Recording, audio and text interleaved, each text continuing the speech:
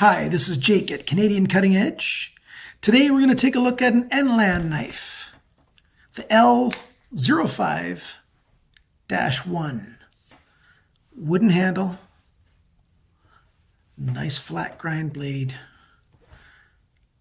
Let's bring the camera down to the bench and we'll take a good close look at this. Come on down, guys. Okay, here we are looking at the Enlan L05-1. The L05 is a version that has a G10 black, G10 scales, and it's a little bit cheaper because of using the G10. Working with wood it can get rather expensive because you probably go through a number of scales before you get some that work just right for you. Because one little problem and you're going to have some chip out and you're going to have to start again. And so working with wood is much trickier than it seems at first blush. It doesn't stand up to machining anywhere near as well as something like G10 does. It takes a bit more personal, handcrafted kind of touch in order to get it to come out just the way you want it. And you can't just ram it through some cutting tools and have it come out really well. Enlan calls this coffee. This side that has the logo on it is the side that I find most attractive with the coloring. There it says L05. Nice flat grind. Big slow belly with just a little bit of straight edge here. Sharpener's choil. That's over 3 inches of blade there. Roughly 3 3/8. 8.5 centimeters. The other side's got the clip on it, and the coloring isn't quite as nice.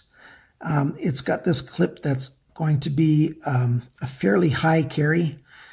I don't know, over a half, but 2/3 of an inch is going to stick out.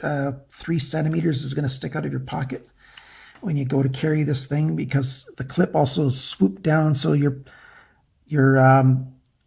pants pocket is going to stop right about there, and then you've got, that's maybe even closer to an inch than 3/4 of an inch. So this is going to show in your pocket, but it's going to show, some shiny steel, and it's going to show wood. And for some reason, wood just isn't threatening the way, black G10 can feel to a lot of people. The thumb studs have been done very well. They're not sharp to the touch at all. They've got a neat little they look like they're wearing a hat. I really like those thumb studs in terms of how they look. Nice sharp kind of look to them. The knife flicks open with a lot of ease. I didn't even have to oil this knife. There was just a little bit of oil residue that's on the edge of the knife here, which I noticed when I got it. So, it still was nicely oiled. They brushed this wood with 4/0 steel wool. That's 0000 steel wool that you can find in the shop section of your department store or your hardware store. I can tell that because they've used a very traditional type of application here. There's still some of the paste wax, the dark paste wax on the locking pin, or the stop pin, I should say. Not the locking pin, the stop pin at the top there. There's still some paste wax residue on there that, I could get off of there and clean up. But I've been too busy just playing with this knife to clean it up at all. The open pillar construction has got pillars that have, they've got a nice little decorative look to them. They're not just straight. Come on, focus. There you go. They're not just straight pillars, but they're pillars that have, some decoration on them. The liners are quite thick and substantial, just thick enough to be adequate for the liner lock. They didn't cut out anything here to make it a bit thinner so that it would flex better. The liner lock's got just a little bit of jimping on it. It's really easy to push over with your thumb to unlock and close. And yet, when it closes, it's about at 75% from the factory, which is adequate because it's a pocket carry knife that we're not living out in the woods. I live in a small town, but I'm not going to be going out hard working this thing, and I think that it's going to last for quite a while before it wears down. There's a lot of life in this knife. The clip is nice and springy against this wood. I think it's just got the right amount of tension to it. Slides in and out of the pocket without any trouble, and yet it holds tight enough that it's never come loose in my pocket. I've never noticed it start to sneak out. Let's give you some dimensions. Roughly 4.5 inches this way, 11 centimeters. Unfolded, it's about just under 20 centimeters, 7 3/4 inches. The blade, I think I've already mentioned, is 8.5 centimeters, 3 3/8 inch, roughly an inch from spine to cutting edge at the thickest. And then it sort of slowly drops and becomes ever so slightly thinner on the last third of it, coming down to the tip. It's a beautiful knife, guys. The lanyard hole is fully adequate, and it's at a good spot there. They've done a good job in terms of having the wood match up with the liners, which can be a bit of a challenge sometimes to do.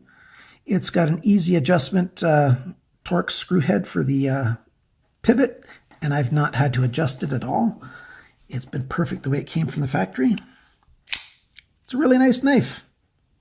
I enjoy using it. I EDC'd it a fair bit. It's got a sharp blade. It's really good for doing that rocking kind of cut, because you know how knives come down and get in the way. But if you hold it a little bit like this, if you're using it for like food prep or something, cutting up some onions or peppers or whatever, it's contacting right here. So you've got all that distance that can touch the cutting edge for you to, to chop up whatever you want to chop up. And yet it's plenty strong enough to cut through, to use to whittle wood, to cut through layers of paracord, open any kind of package you want. Cardboard can't stand up against this full flat grind. It just slides right through there nicely. It's a good knife. $10.54 at Fast Tech.